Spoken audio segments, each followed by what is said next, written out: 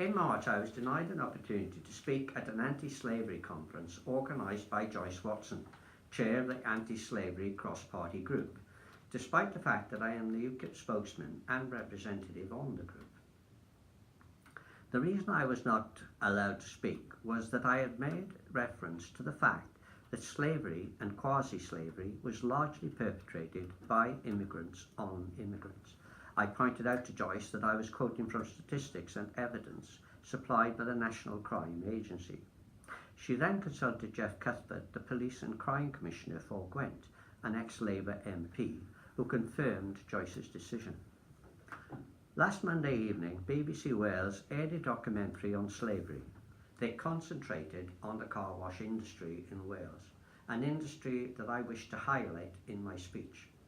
The documentary showed quite clearly that the people who work in this industry are exclusively immigrants, and that the people exploiting them were also exclusively immigrants. This totally vindicated the allegations made in my speech. It is important to note that there has only been one slavery-related conviction in Wales, despite the fact that it is in plain sight of those who are supposed to be combating slavery in Wales. There was plain evidence in the documentary to show people were being paid as low as £30 for a 10-hour day and then being charged exorbitant prices for totally unacceptable accommodation.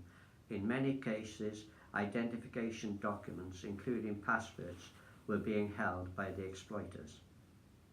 There are many other issues associated with these car washes, including environmental issues, where effluent from the car wash process is washed into storm drains, which transfer straight into our water courses, streams, rivers, etc.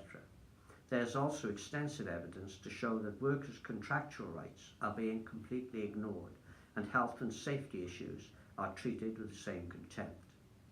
There is also a great deal of anecdotal evidence to suggest that these establishments are being used for money laundering activities, as payment is exclusively by cash.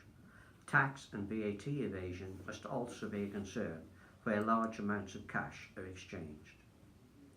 We in UKIP believe there must be a multi-agency approach in dealing with this scourge in our society, and one which I will add was almost totally non-existent prior to the onset of mass immigration, which saw the attendant explosion in people trafficking.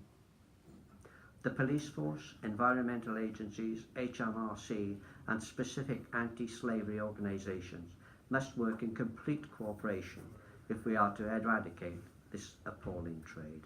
UKIP is adamant that we in Wales will not be involved in burying our heads in the sands of Rowlands and Telford.